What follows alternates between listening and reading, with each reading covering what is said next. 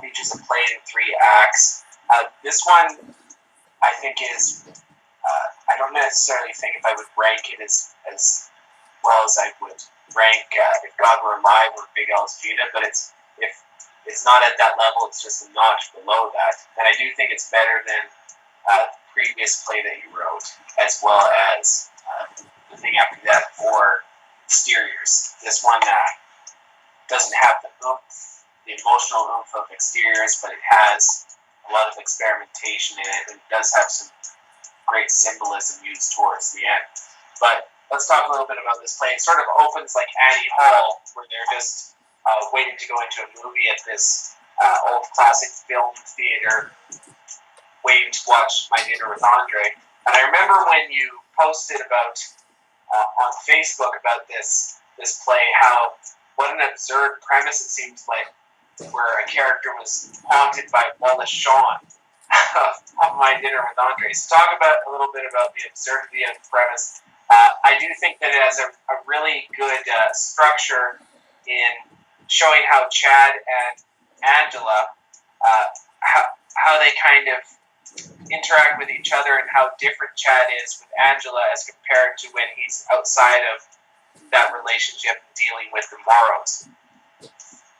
Well, this is a play that to me is similar to my Weston book in that it's a play when I was writing it, I didn't enjoy it as much as the other plays, but I felt I had to do it. Now looking back on it, I finished it last Sunday. We're talking on a Saturday with 6 days. Just thinking back on it, I mean, I think it works quite well.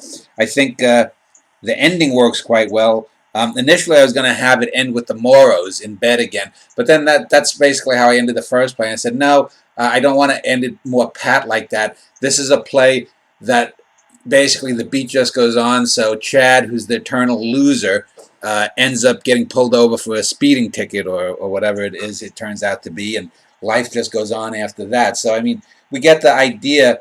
I mean, each play really has one character that sort of is the most memorable one. In the first play, it's probably Megan.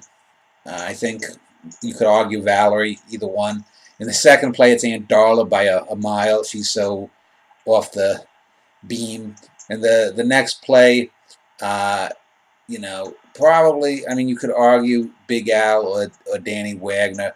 Then in the other play, Exteriors, I think the character that's the most memorable is the narrator, the oldest daughter.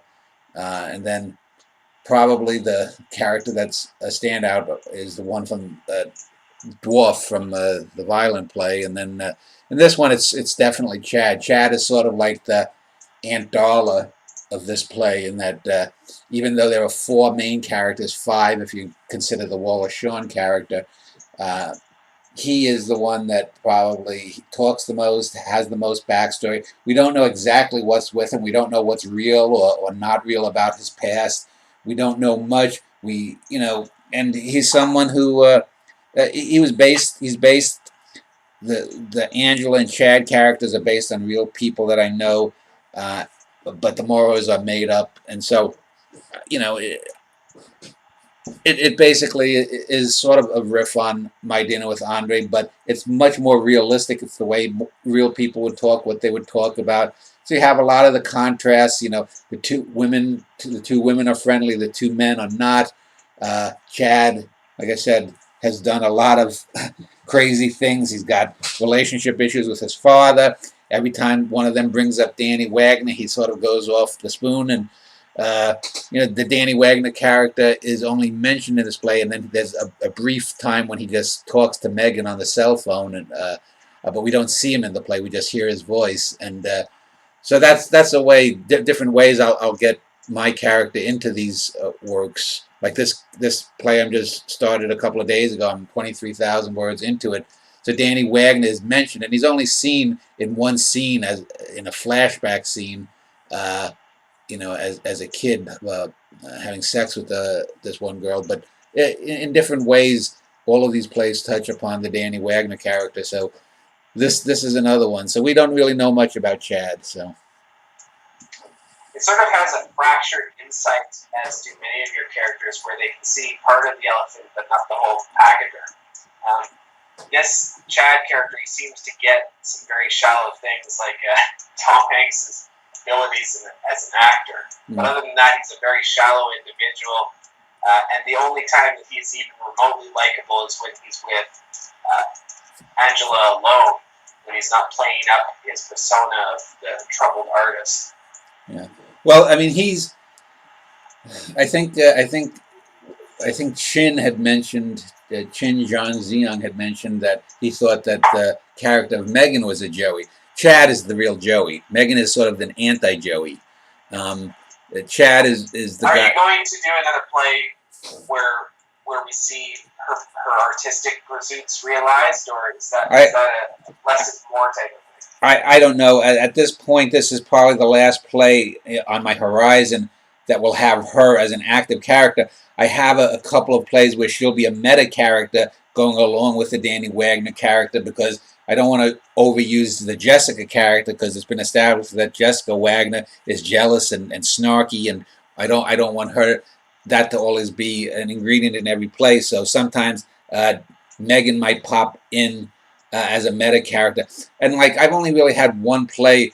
I mean, a lot of the plays do have these meta incidents. Here it's Wallace Shawn and the Chad character breaking out of reality. It's arguable whether it's actually a meta take. The Wallace Shawn character recognizes that he's not really a thing but a part of Chad. Chad doesn't realize that he's in something else, so it's arguable whether it's actually a meta conceit in this play. But the only one that's been fully meta is the second one, the longest play with Danny and Jessica Wagner. And it's one of those plays, like I said, just like the Weston play, the Weston book. I didn't like the title, I didn't like the ending, but they were the right ending. And looking back on this, sometimes you have to go with the fact that you don't like something because it's the right thing to do. And there was this gnawing feeling on me as I'm writing it. I don't like this, but this is where the play has to go in order to be a complete structure and to be faithful to the reality of the characters. If I had made Chad at the end be more likable, if he had more of a happier ending like the Moros, it wouldn't have been correct. It wouldn't have been right. We get the sense that, I mean, he's in his mid-50s. He just moved to a new town. He's been unemployed. He's doing some part-time jobs. And some of the things he speaks are some of my frustrations with my current job and work situation in the last few years. So in that way, I had some insights into that minor aspect of the character. A lot of him is a blank slate, the relationship with the father, his involvement. You have the restitution of your art, whereas Chad seems to be, he mentions how he gave up this good bus job to help Angela on in the more fulfilling career. But you realize more and more as he speaks that that's used more as just a sort of ego trip for him, that he didn't really give up anything, and his sacrifices weren't as substantial as perhaps your sacrifices for your life.